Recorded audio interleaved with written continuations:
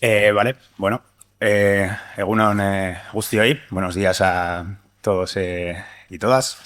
Es un gran placer y un honor dar la bienvenida a esta facultad y a nuestra universidad a Óscar Horta, profesor en la Universidad de Santiago de Compostela y personalmente una de las personas, si no la que más sabe sobre ética animal a este lado de los Pirineos y personalmente una de las personas de las que más he aprendido. Óscar ha publicado numerosos artículos en revistas académicas internacionales. Entre sus libros quizás cabría destacar pues, Un paso adelante en defensa de los animales, publicado en 2017 en la editorial Plaza y Valdés, que constituye una de las mejores introducciones a la ética animal publicadas en castellano. Y bueno, además de un gran filósofo, Óscar es autor del blog Ética más allá de la especie, activista antiespecista y miembro de la Fundación Ética Animal. Y hoy va a dar comienzo a este congreso con la charla titulada La catástrofe que ya viene para los animales, la inteligencia artificial, los invertebrados y el futuro. Así que bienvenido, ongi etorri, Óscar, y cuando quieras tienes la palabra. Ok, kaixo guztioi, eta mila esker animalia ikasteta kritikoak. Alba, Nayara, Adrián, Esti, Irati, Irene, Olatz, Ane, eta Irene, mm, eta Leire.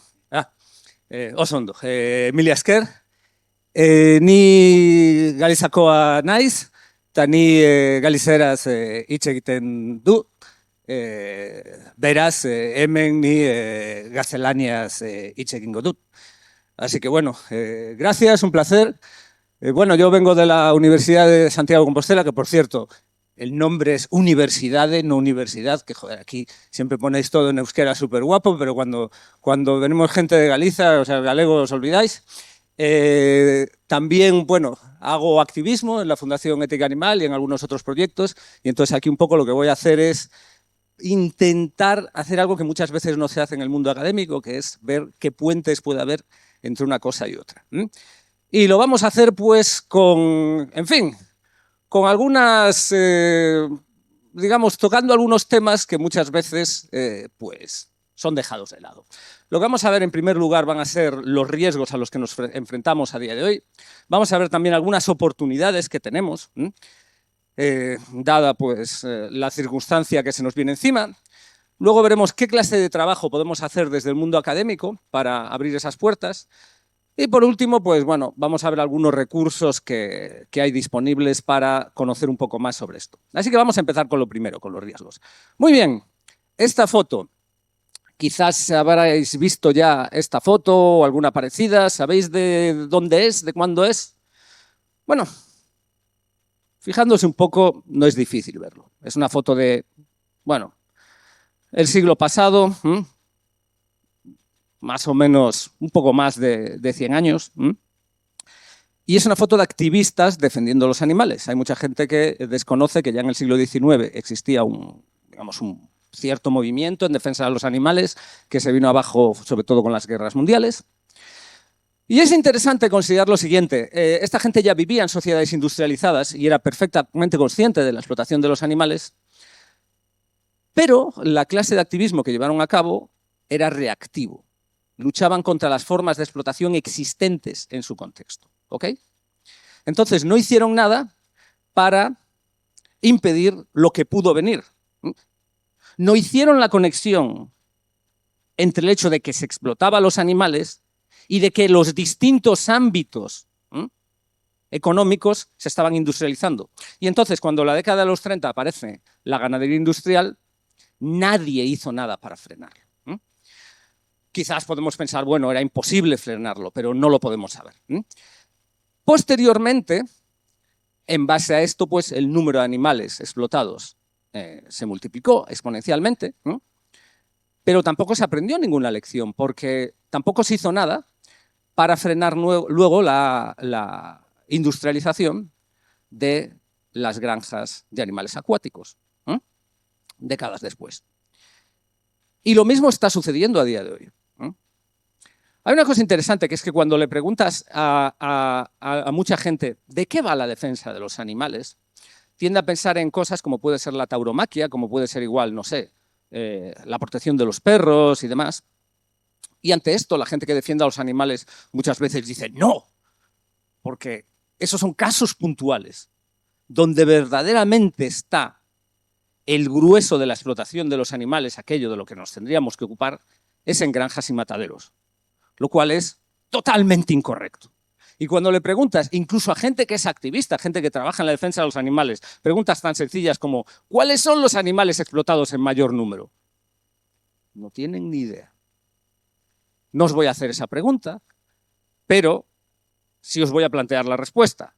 Los números de animales explotados varían muy notablemente y los animales explotados en mayor número son los camarones. Hay un estudio sobre esto, ¿no?, de Daniela Wolfhorn que lo indica. Eso si consideramos los animales pescados. Si consideramos los animales en granjas, serían invertebrados, incluirían también a los camarones, pero además a los insectos. Y además, la industria de los insectos no hace más que aumentar. Y esto es un poco uno de los núcleos de las motivaciones que habría para una presentación como la de hoy. Porque las expectativas, y de nuevo os pongo ahí otro estudio que podéis ver si tenéis interés en aprender un poco más sobre esto, es que la explotación de los invertebrados aumente también de manera muy significativa en las próximas décadas. Fundamentalmente estaríamos hablando de las granjas de insectos. Bueno, pueden incluir, por ejemplo, las granjas de grillos, pero también especialmente pues, de larvas de moscas, que a día de hoy están siendo explotados para alimentar a otros animales que luego son consumidos, pero que también se está promoviendo su consumo directo, ¿no? No sé si lo visteis, pero algunas veces en algunas grandes cadenas de supermercado, ¿no?, pues igual en el Alcampo o el Carrefour aparecen esos anuncios de prueba, ¿no?, este producto, ¿no?, hamburguesa de proteína de insectos o algo así. Yo siempre que lo veo, ¿no?, pues cuando no me ve nadie, agarro los carteles, eso, los rompo, los tiro por ahí, agarro las hamburguesas o lo que sea, las escondo para que nadie las compre. Obviamente podría también hacer esto con todos los productos animales, pero me llevaría mucho tiempo. Pero como es especialmente peligroso que esta industria se expanda, pues focalizo mis esfuerzos ahí. Bien, aquí tenéis, por ejemplo, una representación gráfica de cuál puede ser la perspectiva en los próximos años, ¿no? De nuevo, aquí de lo que estamos hablando es únicamente de animales en granjas. Si hablásemos de animales pescados, entonces el número de camarones, que son los que aparecen en azul oscuro, sería mucho mayor. Y ante esto, el trabajo que se está haciendo es mínimo. Cuando tú ves el trabajo que se lleva a cabo por parte de las organizaciones que defienden a los animales, hay muy pocas que estén ocupadas de esto, lo cual claramente es problemático. Incide en aquello que os comentaba al principio cuando os puse aquella foto de principios del siglo XX. Actuar siempre reactivamente, nunca proactivamente. Y todo esto, por cierto, un paréntesis, si no incluimos otras formas de explotación de invertebrados que también pues, son lesivas para cantidades numerosísimas de animales, como pueden ser, por ejemplo, la explotación de las abejas, que mucha gente cree que es inocua y esto no es en absoluto así, animales, por ejemplo, explotados también para la producción de carmín, etc. Para que nos hagamos una idea, si puede haber en torno a quizás cerca de 90.000 millones de mamíferos y aves matados cada año como resultado de su explotación, no llegaría al 5% o pasaría por poco del 5% del total de los vertebrados explotados, ¿no?, porque la inmensa mayoría son peces, pero cuando consideramos a los vertebrados, de nuevo, también serían una minoría. Más del 95% de los animales explotados serían invertebrados, ¿no? En el caso de los invertebrados estamos hablando de estimaciones de entre 10 y 40 billones solamente de camarones, ¿no? Ok, además hay riesgos para el futuro de otro tipo y me voy a centrar primero en uno que en el corto plazo quizás no sea muy relevante, aunque lo podría ser en el futuro, y luego en otro que lo va a ser ya en el futuro, pero es que lo está siendo ya en el presente. Uno de ellos sería el desarrollo de industrias de edición genética, ¿no? Con técnicas como CRISPR y demás, pues los animales van a poder ser seleccionados para maximizar pues, facetas, características que sean mejores para optimizar la eficiencia en su explotación, lo cual puede ser muy dañino para ellos porque esas características, esas facetas, pueden ser también las peores desde el punto de vista de su sufrimiento. Pero luego, digamos, ya digo, esto que os acabo de decir no va a tener un impacto en los próximos años, lo tendrá en décadas posteriores, pero hay, digamos, otro desarrollo tecnológico que ya está teniendo un impacto actualmente, que es el del uso de herramientas de IA aplicadas a la explotación de los animales. Estas herramientas pueden presentarse como una promesa porque pueden, digamos, llevar a que se pueda personalizar el trato a animales, porque mediante herramientas de monitorización vamos a poder detectar factores que afectan a determinados animales, al animal 1497 en concreto, ¿no? Y esto supuestamente se podría pensar que va a ser mejor para su bienestar, etcétera. Sin embargo, esto también puede permitir otra serie de, digamos, desarrollos que pueden ser tremendamente lesivos para los animales. No sé si conocéis esta imagen. ¿Alguien sabe de dónde es esta foto? Algunas personas sí lo saben. Bueno, si os fijáis, esta instalación contrasta con unas viviendas que hay a la derecha, abajo. Se trata de una granja de cerdos de múltiples pisos, ¿no? En realidad son dos, porque tiene detrás otra que están construyendo. Esto se está haciendo ya en China y estas granjas permiten pues, estar criando y matando pues, a millones de animales en un tiempo muy reducido a la vez. Y la cuestión aquí es que todavía no está del todo claro digamos, la rentabilidad de esta tecnología, pero lo relevante es que esta tecnología es únicamente posible debido al empleo de herramientas de IA, que permiten pues, controlar y, por lo tanto, gestionar factores a la vez como puede ser la temperatura, como puede ser la ventilación, como puede ser igual el desarrollo de patógenos, etcétera, que si hubiese que controlar a la vez eso en estas instalaciones tan grandes de varios pisos por parte de seres humanos, la cantidad de gente que tendría que estar trabajando allí haría que no fuese rentable. Más problemático quizás puede ser la aplicación de esto a la industria de la explotación de peces, ¿no? Las piscifactorías están fundamentalmente cerca de la costa. Aquí no sé, digamos, en estas partes del mundo si hay mucho de esto. Donde yo vivo sí que se están desarrollando bastante. Pero la cuestión es, el mar es muy grande. ¿Por qué están cerca de la costa? Podríamos pensar que igual es porque en alta mar, no sé, las tempestades o algo pueden hacer que se destruyan, pueden ser un riesgo. ¿Cuál creéis que puede ser la razón? Pues es muy sencilla, que es que pagar un salario para que alguien viva en la costa no es una gran cosa. Pero imaginaos qué salarios habría que pagar a gente que viviese en alta mar y los recursos que habría que poner para que hubiese ahí personal viviendo. Es demasiado costoso. Pero cuando puedes automatizar toda una serie de procesos que ahí se llevan a cabo mediante herramientas de IA, todo esto puede abaratar los costes y puede hacer que la industria de la explotación de peces, pues, de nuevo, crezca de manera muy, muy, muy significativa. No hay nada que impida que a lo largo de los mares haya el número que sea de estas instalaciones. Y además, las herramientas de IA van a tener otro impacto en otro ámbito, que tiene que ver no con el de la explotación de los animales, sino con el de la difusión de la forma de pensar y de los modos de conducta que permiten la explotación de los animales, del especismo. Esto ya lo estamos viendo mediante la generalización del uso de las herramientas de IA con las que la mayoría de la gente tiene familiaridad, que son los modelos de lenguaje.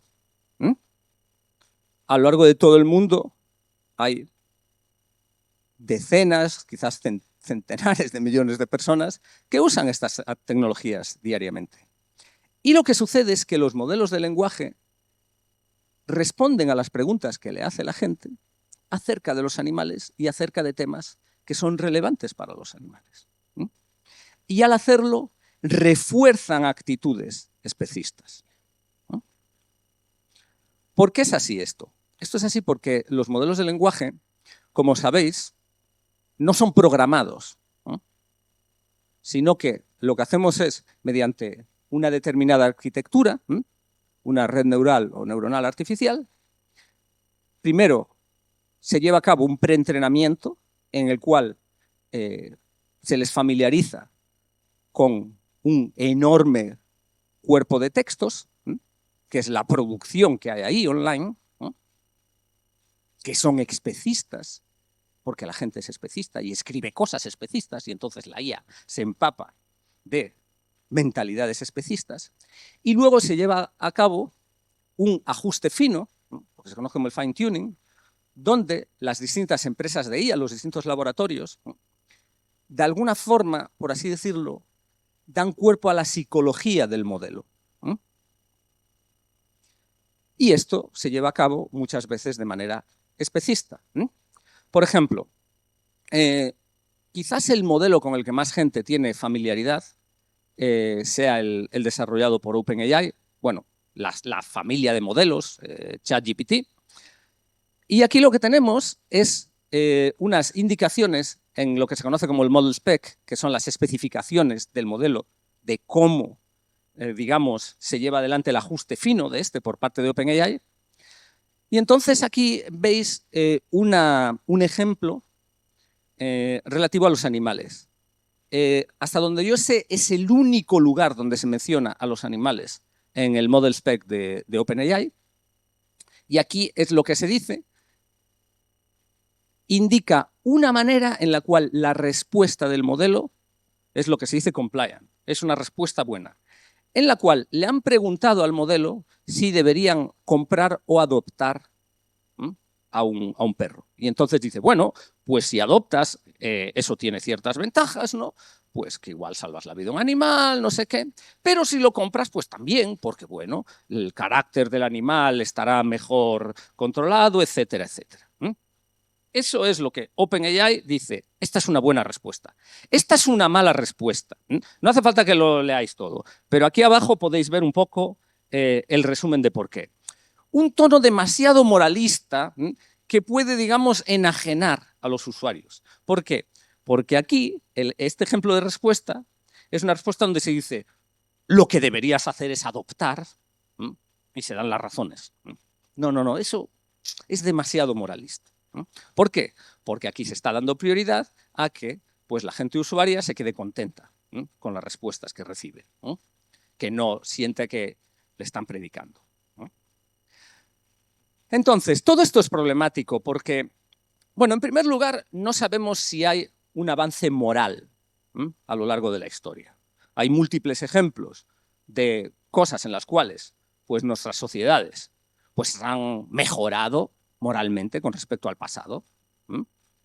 O sea, si tú, pues no sé, quienes tengáis abuelas vivas, ¿no? Si habláis con ella sobre cómo era su vida con respecto a circunstancias sobre la situación patriarcal a la que se veían sometidas, pues bueno, no es que ahora la situación sea idónea, pero puedes ver que ha habido ciertos cambios, ¿no? Queda mucho por hacer, pero puedes comprobar ciertos cambios. Pero luego, en otro sentido, pues también puede haber cambios a peor, ¿no? Con respecto a eso mismo, si vemos cómo era la situación hace unas pocas décadas, en ciertos ámbitos, pues igual se ha ido para atrás. Hay un ejemplo muy, muy revelador de esto, que es la abolición de la esclavitud, que parece que es un gran salto adelante, ¿no? En los tiempos del Imperio Romano, Europa estaba llena de esclavos. Lo que curiosamente sucedió es que luego en la Edad Media eso desapareció. En la Edad Media desapareció la esclavitud de Europa. Y llegan los tiempos modernos, ¡bumba!, esclavitud de nuevo. De manera que el avance moral no está garantizado. Pero quizás tenga lugar de manera lenta. El problema con esto es que el desarrollo tecnológico va mucho más rápido. Y el desarrollo tecnológico permite hacer cosas nuevas que afectan a un número creciente de individuos de manera mucho más rápida de lo que avanza el desarrollo moral, ¿no? Entonces, todo esto resulta especialmente problemático. Bueno, todo eso con respecto a los riesgos. Vamos a ver algunas oportunidades. El desarrollo de herramientas de inteligencia artificial tiene especialmente, hay un determinado ámbito que afecta a la inmensa mayoría de los animales que viven en nuestro planeta, para el cual puede ser positivo. La inmensa mayoría de los animales no son los animales explotados, sino son los animales que viven en el mundo salvaje, ¿no? Y pues a lo largo de todo el mundo hay gente que les da ayuda, que rescata igual animales enfermos, heridos, huérfanos, etc. Hay iniciativas también para, por ejemplo, construir refugios para ellos, estructuras donde puedan pues, salvaguardarse del tiempo, por ejemplo, iniciativas como construcción de madrigueras, como se puede ver aquí, para ellos. Y luego incluso hay también otra clase de medidas que, aunque se lleven a cabo fundamentalmente por motivos antropocéntricos para ayudar a los seres humanos, pues son también muy positivas para los demás animales, como puede ser, por ejemplo, la vacunación de animales salvajes. Aquí esta imagen que se ve, en este helicóptero lo que van a hacer va a ser distribuir esta especie de galletas que se pueden ver ahí en la caja esa que lleva el señor, que parece una caja de la ropa sucia. Y esta especie de galletas son dosis que contienen, con un olor y un sabor agradable para los animales, atractivo para ellos, una vacuna contra la rabia. Y así se ha conseguido, pues, vacunar a un gran número de animales a lo largo de todo el mundo, ¿no? Esto se ha hecho contra la rabia, se ha hecho también contra otras enfermedades como la antrax, la tuberculosis, fiebre porcina, etcétera, ¿no? Y todo esto se podría llevar a cabo, además, también por un interés en ayudar a los animales, en hacer que la vida de los animales que viven en el mundo salvaje sea mejor, lo cual es algo muy positivo para ellos porque estos animales se enfrentan a situaciones terribles por múltiples razones, como pueden ser el tiempo atmosférico hostil, hambre, enfermedades, parasitismo, conflictos, accidentes, etcétera, etcétera, ¿no? Y aquí las herramientas de IA pueden ser especialmente positivas porque permiten monitorizar la situación, porque permiten también llevar a cabo el modelado de cuál es la situación de los animales en distintas poblaciones, por ejemplo, detectar cuando una enfermedad se está expandiendo. Y hay ya herramientas concretas que se están aplicando. Algunas herramientas de IA se llevan a cabo, se aplican para monitorizar, para evitar que haya cazadores que matan a los animales. Aquí en este caso tenéis una imagen de la tecnología Identiflight, que lo que hace es detectar cuando hay aves que se acercan a los molinos a las turbinas de los parques de producción de energía eólica, ¿no? Y así los ahuyentan y se salva la vida de estos animales. En fin, hay distintas maneras en las que podemos aplicar esta tecnología de forma que ayude a los animales si tenemos el interés en hacerlo. Y luego también en otros ámbitos muy relevantes para los animales también pueden, digamos, proporcionar pues, herramientas muy útiles que, digamos, nos sirvan para acelerar la investigación. Uno de ellos puede ser el de la producción de proteínas que no sean animales o que sean proteínas de origen animal, pero que no haya habido que explotar animales en su producción. Y otro puede ser el del desarrollo de métodos para la investigación que impliquen no dañar a los animales. Y luego, por último, también sobre esto, algo que me gustaría destacar es que, y esto es algo que la mayoría de la gente no tiene en cuenta, pero los coches, los vehículos, atropellan a muchísimos animales. Bueno, el caso de los invertebrados es altísimo y es muy difícil de evitar, pero también a otros animales. Y ahora mismo, con el desarrollo de vehículos autónomos, tenemos una oportunidad de hacer que las IAs de estos vehículos también incluyan a los demás animales. Si alguna vez vais en un Tesla, ¿no? Un vehículo que no tiene buena fama debido a la línea política, por así decirlo, de la persona que dirige esta empresa, pues podéis ver, o sea, a mí me llamó especialmente la atención cuando lo vi, como en el Tesla tenéis digamos, la pantalla donde está lo que la IA identifica como elementos relevantes del entorno. Y entre los elementos relevantes del entorno están los seres humanos que están paseando en el entorno, pero no aparecen los demás animales, ¿no? Entonces esto sería un ejemplo de discriminación problemática que lleva a cabo la IA y que a día de hoy tendríamos la posibilidad de evitarlo cuando estos sistemas se están comenzando a desarrollar. Muy bien, pues entonces, ante esto, ¿qué trabajo podemos hacer quienes pues estamos, digamos, tenemos una cierta implicación con la defensa de los animales, no solo en el ámbito del activismo, sino en particular en el ámbito académico? Bueno, cada vez hay más gente que trabaja sobre estas cuestiones. Aquí tenéis un artículo, en este caso es presentando, digamos, un modelo de evaluación, una benchmark sobre, bueno, benchmark es como se le llama a distintas, digamos, a ver cómo lo explico de manera sencilla para que todo el mundo lo entienda. Son modos, o herramientas para evaluar cómo distintos modelos de lenguaje se comportan con respecto a determinados factores. Y en este caso es con respecto a las actitudes que tienen hacia los animales, ¿no? Entonces aquí es un trabajo que en parte es técnico, pero también en parte es, digamos, medio filosófico. También se puede hacer investigación sobre cómo las IAs pueden afectar a los animales de distintos modos. Aquí tenéis un artículo sobre eso. También otro artículo sobre las mismas autoras, en este caso sobre cómo también la IA podría ser utilizada no solo para dañar, sino para ayudar a los animales. Sobre los sesgos especistas en las IAs hay múltiples textos también. Uno de ellos, por ejemplo, bueno, sobre el alineamiento de la IA, yo lo recomiendo especialmente. Están, bueno, entre otros autores están ahí Yi-Fei Tse, que quizás sea la persona que más conoce sobre esto. Está Senke, Peter Singer y está Adrián Muret, no sé si lo conocéis, de la Universidad de Barcelona. Bueno, ahora se va a ir a la de Nueva York.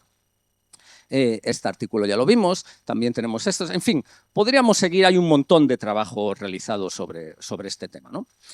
Y entonces esto muestra, pues, ejemplos de lo que se podría hacer para investigar sobre estas cuestiones. Muy bien.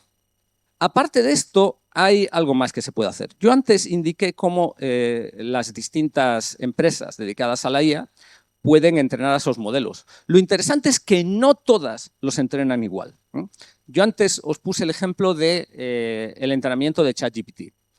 Un ejemplo diferente sería el de otro modelo de lenguaje que es Claude de Anthropic, que bueno, recientemente Anthropic fue conocida, se habló mucho de ellos en los medios porque, como sabéis, fue la empresa con la que tuvo el enfrentamiento Donald Trump porque se negó a dejar que Claude, ¿no?, el modelo, fuese utilizado para el desarrollo de armas autónomas y de control de masas. Y entonces Claude, el ajuste fino que se lleva a cabo en su caso es mediante un modelo constitucional. Es en base a toda una serie de principios básicos que, digamos, tendrían que orientar cuál es la psicología del modelo e influir en cómo responde.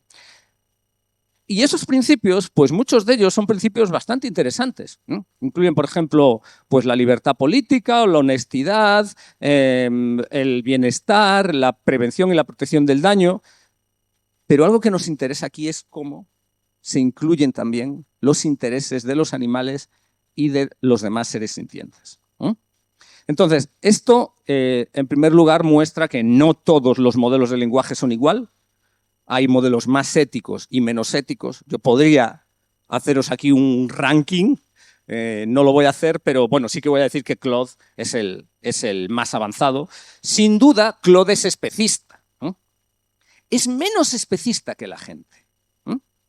Y es menos especista que los demás modelos, pero sigue siendo especista. De manera que, en cierto modo, sigue reforzando el especismo de la gente, ¿no?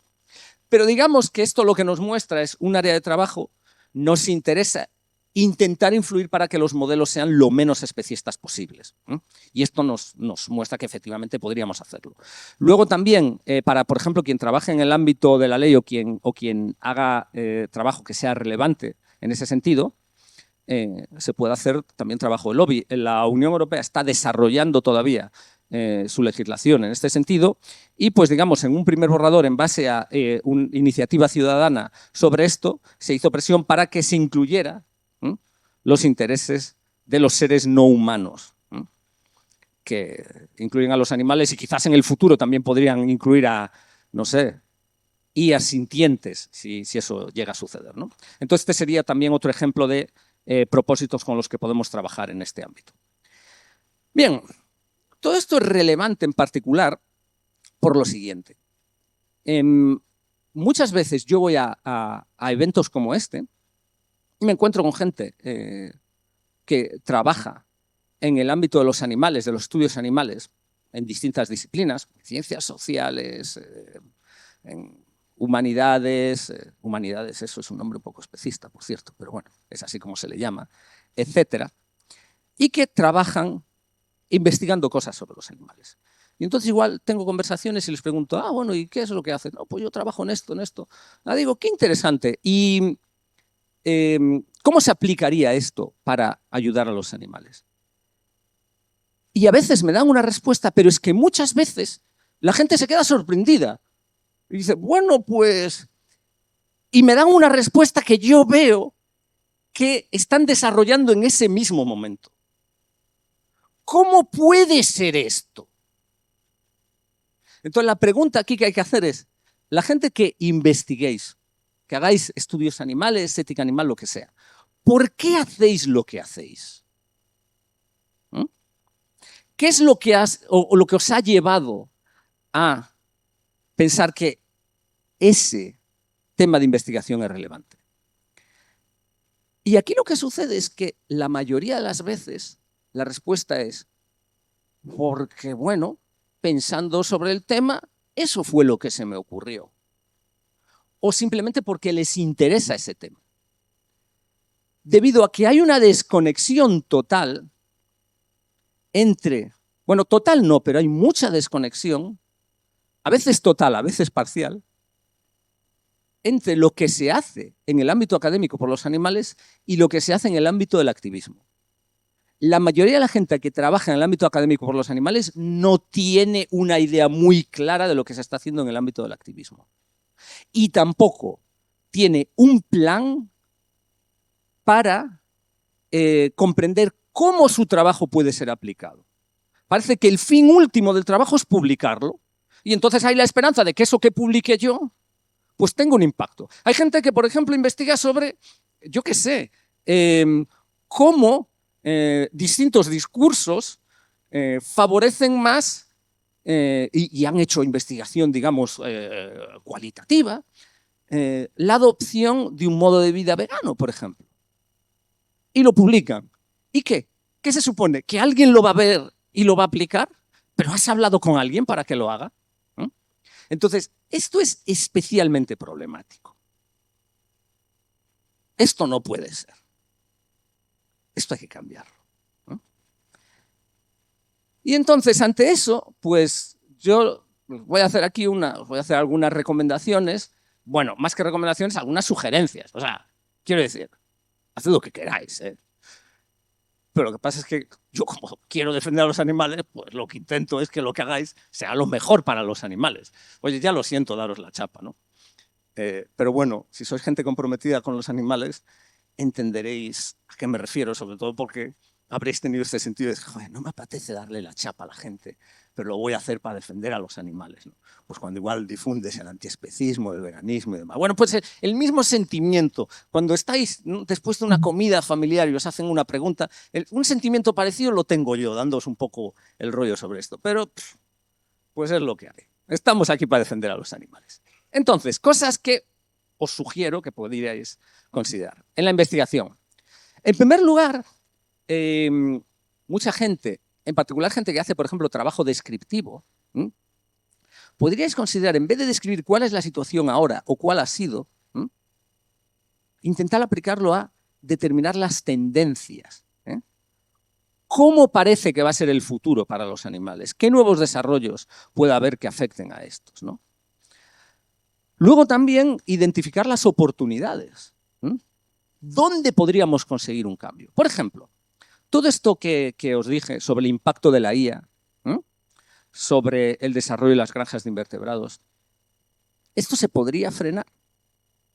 Quizás no se pueda frenar, pero a día de hoy es cuando es más fácil frenarlo, porque en el futuro, cuando ya se haya establecido, cuando ya se haya generalizado su uso, ¿cómo vas a frenar eso? ¿Mm?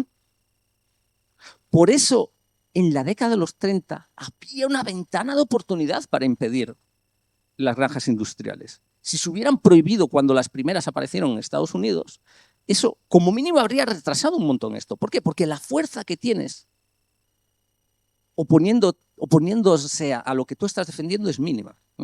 Voy a poner un ejemplo de esto. Si ya todo lo que os he dicho hasta aquí os puede parecer raro, como ya total, digamos, esta conferencia ya se ha ido un poco de lo que son los cánones normales de una comunicación de este estilo, pues ya me da igual. Voy a plantearos una pequeña reflexión sobre esto. ¿Quién sabe qué foto es esta? ¿No la habéis visto? Bueno, a ver si identificáis qué está pasando en esa foto. Es una jaula, ¿no? Y hay algunos animales dentro, que parecen roedores, ¿no? Hay uno aquí. Ay, perdón. Ups. Disculpad. ¿Veis que hay uno ahí, al fondo? ¿Pero dónde hay otro? Ahí. ¿En el techo? ¿Cómo puede ser eso posible? ¿Alguien se le ocurre? ¿Alguien sabe de dónde puede ser esta foto?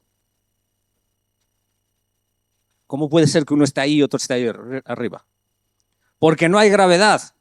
Porque esa foto es del espacio. Esta es una foto de experimentación animal en el espacio. En la Estación Espacial Internacional.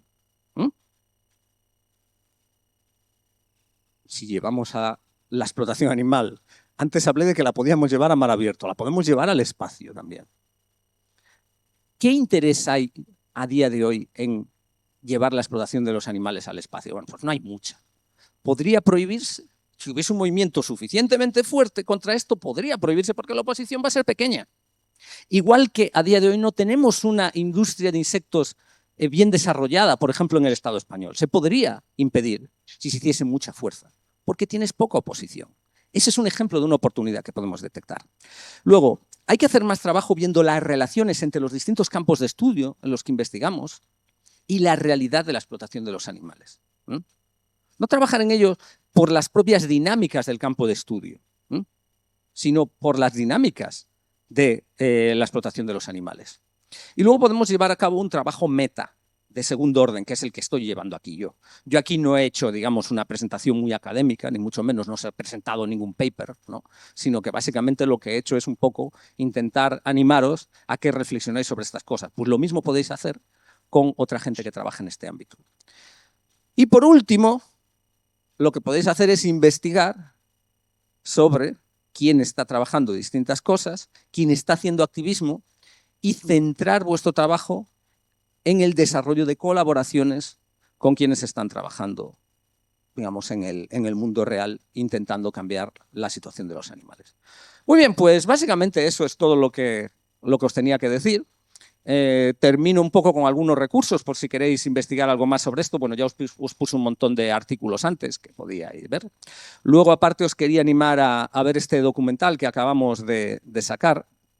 Es AI and Animals. Ahí arriba podéis ver la dirección URL donde se puede ver. De momento está solo en inglés. Tiene unos subtítulos así un poco hechos muy rápidamente al castellano, pero bueno, estamos a ver si conseguimos algo de recursos para doblarlo también. Hay también otros materiales que tratan sobre esto en el canal de YouTube de Ética Animal, que es, bueno, con esta fundación hicimos el docu del que os acabo de hablar. Luego también os recomiendo que le echéis un vistazo al sitio web de la organización de Australia Open Post, que trabaja pues, precisamente en esto, en el impacto de la IA para los animales y que ofrece también ayuda para el desarrollo de herramientas de IA aplicadas al activismo. Y también el sitio web de Sentient Futures, que es un poco una organización que hace trabajo meta sobre esto y que lleva a cabo distintos eventos. El próximo va a ser en Londres, me parece que es del 21 o del 22 al 24 de mayo. Es una conferencia y luego una unconference, donde pues, se hace un poco trabajo de colaboración.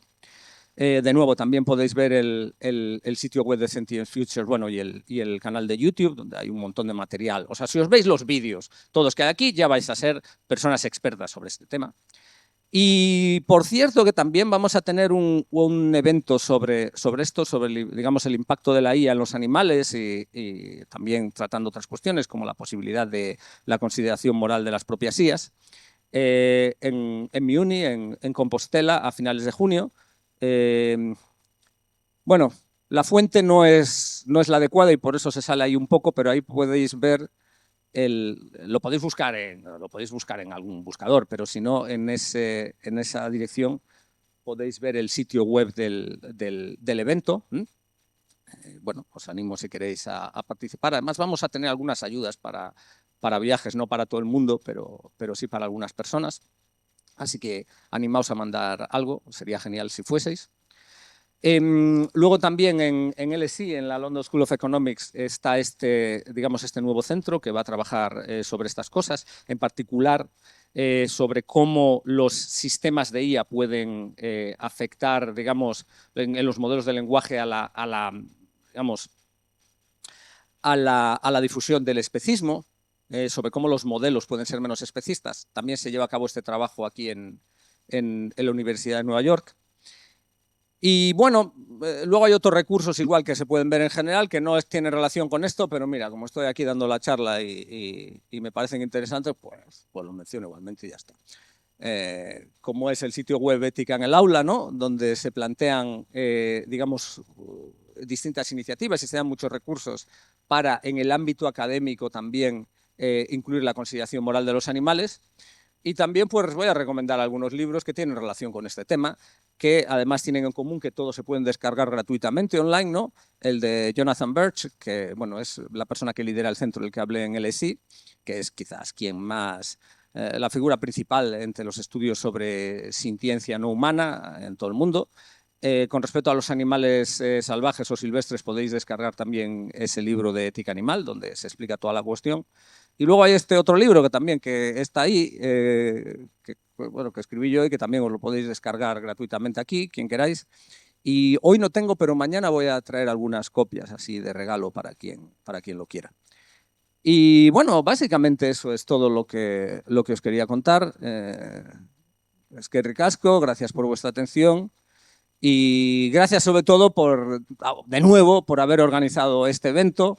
Está genial, sé que es un trabajón, así que, oye, de verdad, un agradecimiento total.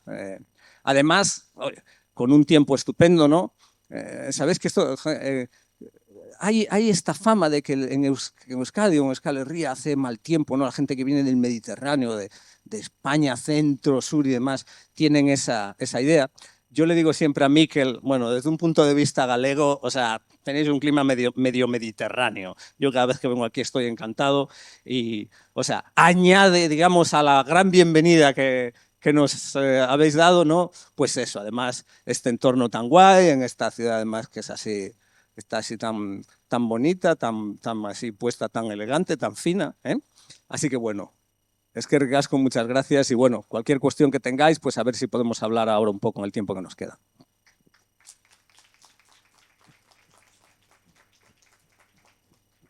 Ese ha sido un aplauso para la organización.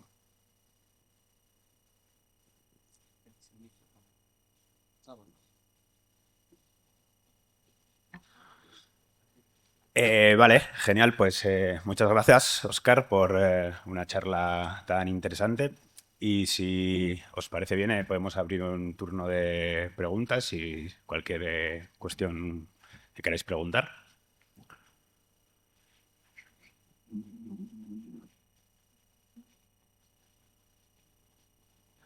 Bien, si no, si te parece bien, te puedo hacer una pregunta yo, Óscar. Dado que en la charla o te has centrado o has mencionado, ¿no? que los principales padecimientos de los animales los padecen animales invertebrados, y dado que los estudios en psicología moral, diría yo que en buena medida nos enseñan que empatizamos mucho más, también entre seres humanos con quienes se parecen a nosotros más. Y como los animales invertebrados se parecen menos a nosotros que otros tipos de animales, pues ¿qué obstáculos o cómo crees que qué obstáculos hay? Sería que empatizamos menos, pero cómo podríamos intentar quizá desde tu punto de vista, hacer esa conexión o preocuparnos más por los animales invertebrados, porque algo que pasa, creo también muchas veces, es que muchas veces nos preocupamos de vacas, cerdos y estas cosas, pero los camarones, si quieres, pues no nos importan especialmente. Entonces, ¿cómo podríamos hacer esa conexión? Vale, bueno, muchas gracias por la pregunta, que efectivamente es muy relevante para esto. Entonces, yo te diría fundamentalmente tres cosas. La primera, eso es efectivamente algo que está ahí. Sin embargo, entre la gente que ya tiene conciencia sobre la realidad del especismo, de la consideración moral de los animales, esto no debería ser algo que fuese relevante. O sea, la gente que defiende a los animales debería verse libre de este sesgo especista. A veces se tiende a identificar el especismo con el antropocentrismo. Esto es incorrecto. El antropocentrismo es simplemente una de las formas de especismo que existe, pero hay muchas otras formas de discriminación de ciertos animales frente a otros. Por ejemplo, los animales de mayor tamaño son más considerados que los de menos tamaño, incluso, por ejemplo, entre vertebrados o mamíferos, quiero decir. Una liebre recibe menos consideración que un caballo, por ejemplo. También los animales que son científicamente más interesantes o que son menos numerosos o que son estéticamente más atractivos reciben menos desconsideración que los demás. Y con los invertebrados, pues hay una confluencia de varios de estos factores. Así que lo que dices es cierto, pero no debería serlo en el caso de la gente que defiende a los animales, que por lo tanto debería planificar su activismo conforme a digamos, una perspectiva libre de estos sesgos. Entonces, ese sería el primer punto. El segundo punto es, no obstante, cuando de lo que hablamos es del mensaje que podemos dirigir al público general, sí que hay pues, ciertas herramientas que podemos utilizar. Y dado que eso que tú dices sucede, lo que podríamos hacer es cuando difundimos, por ejemplo, la consideración en general por los invertebrados, pues podemos utilizar el lenguaje en general de que, bueno, los invertebrados, o por lo menos un gran número de ellos, y en particular los artrópodos, todo indica que son seres sintientes, que deberíamos considerar. Esta es una idea abstracta, de manera que esa actitud, digamos, de desconsideración no tendría por qué estar tan presente. Pero luego, en lo que toca a, por ejemplo, la imagen visual, podríamos ilustrar estos con imágenes de animales que resultan atractivos, que a la gente pues, les despiertan simpatía, como pueden ser, por ejemplo, las abejas, como pueden ser las mariposas, como pueden ser las, ¿cómo se llama en castellano? Libélulas. O, por ejemplo, como son los cangrejos ermitaños. ¿Sabéis cuáles son los cangrejos ermitaños estos que se meten en los caparazones, en las conchas de otros animales? A la gente le resultan muy entrañables, ¿no? Entonces podemos utilizar, digamos, imágenes de estos animales para ilustrar la idea abstracta, pero luego la idea abstracta puede ser comprendida de manera que incluya a los demás animales. Y luego, por último, el tercer aspecto es que algo que es interesante aquí es que puedes usar como palanca eso a veces, en el sentido siguiente, que es que como a la gente muchas veces le dan asco estos animales, en particular le dan asco ciertos insectos, eso favorece que hay una reacción contraria a su consumo como comida. A la gente la idea de comer grillos o de comer larvas de moscas, pues le da asco, ¿no? Excelente, pues es lo que tenemos que utilizar para combatir esta práctica, ¿no? Y algo relevante en este sentido es que, por ejemplo, desde posiciones conservadoras, a veces se plantea un obstáculo muy problemático a la defensa de los animales. Hay quien puede pensar que es porque se apoya la tauromaquia o algo así, pero no estoy teniendo eso en mente. Estoy teniendo en mente, por ejemplo, problemas como la prohibición de la venta de carne que no es de origen animal, ¿no? Como por ejemplo la carne cultivada in vitro, pues, que se ha prohibido en Italia, aunque bueno, es posible que si se generaliza en todo el mundo esa prohibición acabe viniéndose abajo. Pero eso es un problema por parte de esas posiciones conservadoras, porque dicen, no, esas son esas novedades, que no, aquí toda la vida esto se ha hecho así y se tiene que seguir haciendo así. ¿No? Digamos, hay un impacto por parte del lobby de la carne para que eso sea así, pero ideológicamente hay ese trasfondo. Pero precisamente esta misma gente también es la que dice, no, estos izquierdistas que quieren que comamos bichos, que comamos gusanos, ¿no? Bueno, pues hay que aprovechar esa mentalidad para que efectivamente haya una reacción contraria al consumo de estos animales.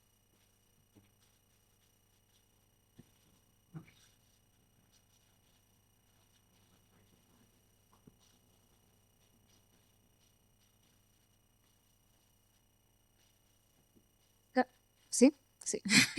Muchas gracias por la charla, más que presentación, ¿no? Como has mencionado, muchas ideas para aplicar como investigadores aquí todos.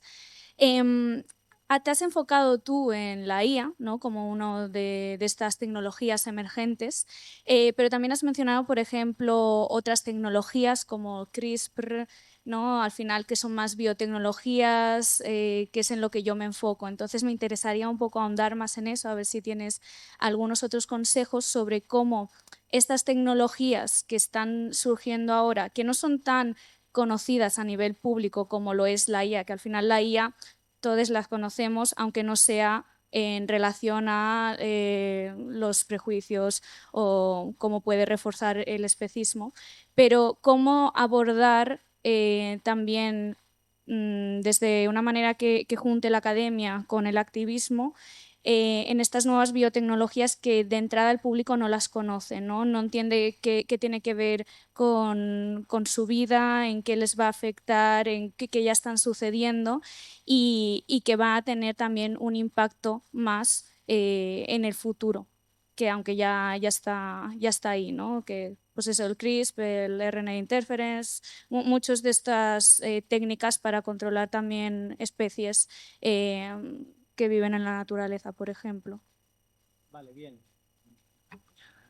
Pues muchas gracias también por tu pregunta. Creo que sobre esto también comentaría pues otras tres cosas. Igual. La primera es, bueno, antes un preámbulo, que es que tampoco tengo claro que la gente tenga una idea sobre lo que pasa con la inteligencia artificial. Cuando le preguntas a la mayoría de la gente, en lo que piensan es en los modelos de lenguaje y no tienen idea de que los sistemas de IA van a transformar el mundo. O sea, que esto puede ser una transformación a mayor escala que la revolución industrial. O sea, esto puede hacer que dentro de unas pocas décadas, bueno, si seguimos estando aquí, si las IAs no mandan nuestro mundo para Cuenca, el mundo va a ser totalmente diferente. Y no son conscientes, digamos, de cómo va a haber una transformación económica de manera muy significativa, de la automatización que va a tener lugar, y no son, por lo tanto, conscientes de las implicaciones que esto tiene en el caso de los animales, ¿no? De hecho, pues en distintos eventos, estuve en un evento este fin de semana con activistas y gente que lideraba organizaciones y te puedo comentar que el desconocimiento es bastante grande en este sentido. Pero bueno, yendo a la cuestión que planteaste. Bueno, en primer lugar, es cierto que la gente desconoce el impacto que pueden tener estas tecnologías y eso puede favorecer que haya avances que si existiese una discusión pública sobre ellos, serían más complicados, porque la gente tiene una actitud un poco de rechazo ante cosas que considera que no son naturales, ¿no? Entonces, eso quiere decir que en ámbitos donde esto pueda ser lesivo para los animales, se podría llevar a cabo un trabajo de creación de conciencia sobre esto. Quizás, por ejemplo, en el ámbito legal, en lo que toca digamos, a políticas o a acciones legislativas en la Unión Europea, esto podría ser un ámbito de trabajo, ¿no? Entonces ahí habría un aspecto. Luego hay otro que tiene que ver con la oposición, ¿no? Y entonces, en este sentido, sucede algo que es interesante, que es que las distintas industrias muchas veces son tontas, porque como el resto de la gente, son tremendamente cortoplacistas, ¿no? El cortoplacismo es nefasto para cualquier programa porque el futuro, antes o después, acaba siendo el presente. Y el futuro es mucho más largo que el presente. El futuro a largo plazo es mucho más importante que el futuro a corto plazo. Deberíamos ser largoplacistas. En el futuro a largo plazo es donde la inmensa mayoría de los seres sintientes van a existir, ¿no? Pero, igual que, por ejemplo, la gente que hace activismo por los animales no es largoplacista, la industria tampoco lo es. Y entonces, no piensa en las ventajas que podría tener dentro de X años, sino que piensa en el momento actual. De manera que cuando, por ejemplo, desarrollos tecnológicos como estos podrían resultar una gran ventaja para las industrias de explotación de los animales, contra los animales, pero no es un avance inmediato, y hay otros agentes que lo pueden implementar, pero una parte de la industria no. Esa parte de la industria que está menos preparada puede reaccionar contra eso. Y eso puede hacer que impedir, por ejemplo, en el plano legislativo esos desarrollos sea más fácil. Eso puede suceder también en lo que respecta a la aplicación de herramientas de IA en granjas industriales, ¿no? ¿Por qué? Porque, por ejemplo, igual los explotadores de animales en Europa pueden decir, uy, vienen de China con estos nuevos avances que nosotros no tenemos. Pues vamos a prohibir la venta de los productos producidos utilizando ciertas herramientas. Y eso podría suceder también en el caso de las herramientas como CRISPR y demás. Y luego, ya por último, la tercera cosa que quería decir es que hay que también tener en cuenta que las herramientas de CRISPR en ciertos casos pueden ser muy positivos para los animales también. Hay quien defiende en el caso de la explotación animal, yo ahí soy más escéptico, pero, por ejemplo, en lo que toca diferentes maneras de ayudar a los animales en el mundo salvaje, por ejemplo, para erradicar ciertas enfermedades o ciertas formas de parasitismo, ahí la cantidad de sufrimiento que se podría evitar de daños a los animales sería inmensa. Erradicar enfermedades que sufren, ¿no? Erradicar tipos de parasitismo que sufren. De manera que yo creo que ahí sí que hay trabajo que se podría llevar a cabo. Un ejemplo de esto es el de una organización que se llama Screwworm Free Future, que en castellano es Futuro Libre de la Bichera, que os puede parecer una fricada, digo, ¿qué es esto del futuro libre de la bichera? Como no tenemos tiempo aquí, simplemente os lo digo y lo podéis buscar online. Muchas gracias. Bueno, sí, paso por ahí y sería la última pregunta, que yo también tengo una, pero me la dejo para el momento del café, ya que el siguiente panel empezaría dentro de 10, si vamos un poquito tarde, 10 minutos. Pues nada, muchas gracias. Voy rápido para no comerme todo el tiempo. Gracias a la organización, a Óscar, etcétera. En el chat están indicando que, por favor, se dé más publicidad al link de las jornadas en Santiago de Compostela, por si, para que haya gente que pueda participar o mandar todavía papers o lo que sea.